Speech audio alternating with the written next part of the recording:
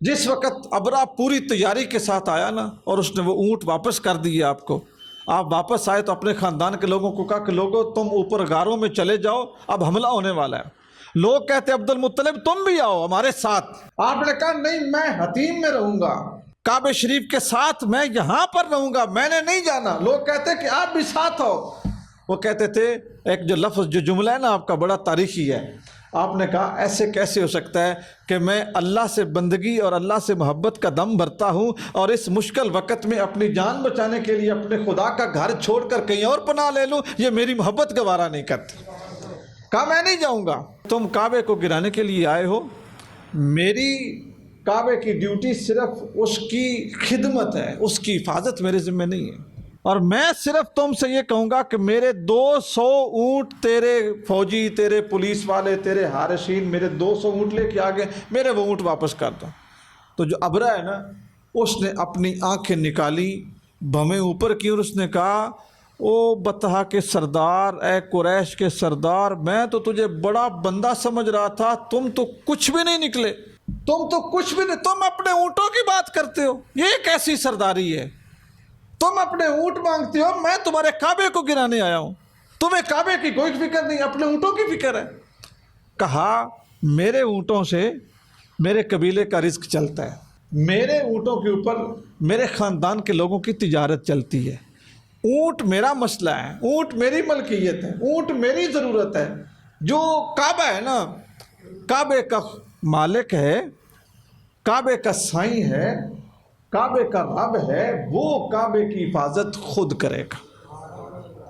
میری ڈیوٹی ہے کہ جو کعبے کو دیکھنے آئے اس کو پانی پلاؤں، جو رات رہے اس کو کھانا کھلاؤں، اس کا سواری کا جو بھی جانور ہو اس کی حفاظت کروں۔ میں کعبے کا نوکر ہوں، میں کعبے کا محافظ نہیں ہوں، میں اپنے اونٹوں کی ہی بات کروں گا۔ تو جو ابرا ہے نا اس نے کہا کون بچائے گا ان ہاتھیوں سے تمہارے کعبے کو، کون بچائے گا؟ تو آپ نے کہا کعبے کا مالک بچائے گا۔ یہ توحید کے اوپر پختہ یقین تھا حضور کے دادا جی کا۔ جس وقت ابرا پوری تیاری کے ساتھ آیا نا اور اس نے وہ اونٹ واپس کر دیے آپ کو، آپ واپس آئے تو اپنے خاندان کے لوگوں کو کہا کہ لوگوں تم اوپر غاروں میں چلے جاؤ، اب حملہ ہونے والا ہے۔ لوگ کہتے عبد المطلب تم بھی آؤ ہمارے ساتھ۔ آپ نے کہا نہیں، میں حتیم میں رہوں گا، کعبہ شریف کے ساتھ میں یہاں پر رہوں گا، میں نے نہیں جانا۔ لوگ کہتے کہ آپ بھی ساتھ ہو۔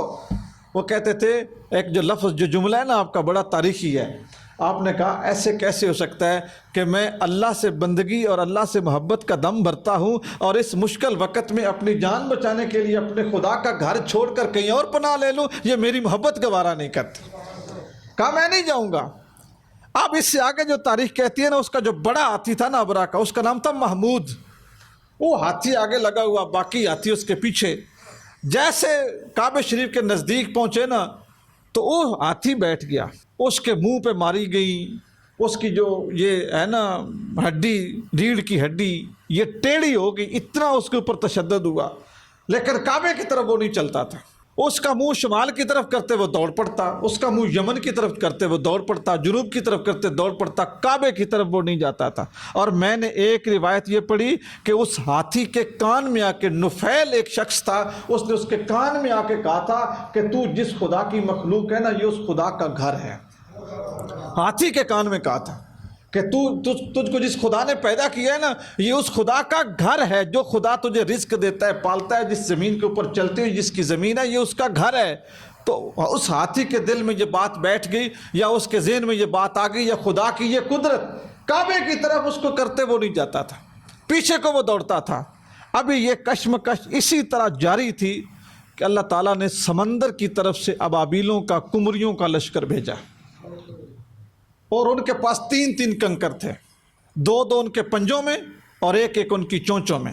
حرم شریف سے سمندر 70 کلومیٹر بنتا ہے۔ جو حرم شریف جو سمندر کے رستے گئے ہیں، یا مکے سے جنہوں نے سمندر کا سفر کیا ہے، سمندر تک 70 کلومیٹر بنتا ہے۔ 3 کنکر ہر کمری کے پاس، ہر بلبل کے پاس، ہر اس ابابیل کے پاس، ابابیل قرآن مجید میں ان کا نام ابابیل ہے، ابابیل کے پاس چھوٹے چھوٹے کنکر، اور وہ ابابیل اس طرح آئے نا کہ رات چھا گئی، اتنے زیادہ جس شخص کو وہ کنکر لگتا تھا نا، جس کے سر پہ لگتا تھا، اس کے سر، پیٹ، سینہ، ہر چیز چاک کرتا، خود، ٹوپی، لوہے کا لباس جنگی، سارا کچھ نیچے سے نکل جاتا تھا۔ لوگوں کو، کسی کو خارش پڑ گئی، کسی کو آگ لگ گئی، وہ لوگ مرنے لگے۔ جس کو کنکر نہیں لگتا تھا، بھگدڑ اتنی مچی کہ لوگ ایک دوسرے کو لتاڑ کے مرنے لگے۔ جو ابرا تھا، ابرا کے بارے میں ہے کہ اس کے نا بال جھڑ گئے، کان جھڑ گئے، اور حدیث پاک میں چوزے کے لفظ ہیں کہ وہ اس طرح ہو گیا جس طرح ننگا چوزا ہوتا ہے۔ چوزا جس کے اوپر بال نہیں ہوتے، کوئی لباس نہیں ہوتا، ننگے چوزے کی طرح وہ یمن میں واپس پہنچا، اور وہاں پر اس کا دل اس کے سینے سے باہر نکلا اور انتہائی بدبودار طریقے سے اس کی موت ہوئی۔ حضرت عبد المطلب کعبہ شریف کے اندر سے نکلے، حجر اسود کو بوسہ دیا، اور خدا کے عرش کی طرف، آسمان کی طرف منہ اٹھا کے کہا کہ اے میرے پروردگار، ہمیں تیری عبادت پہ اور تیری بندگی پہ ہمیں فخر ہے۔ اے ہمارے پروردگار، تو نے اپنے گھر کی حفاظت فرمائی اور قریش کی بھی حفاظت فرمائی۔ یہ جو واقعہ ہوا نا، یہ محرم میں ہوا، یہ محرم میں واقعہ ہوا، ہاتھیوں والا۔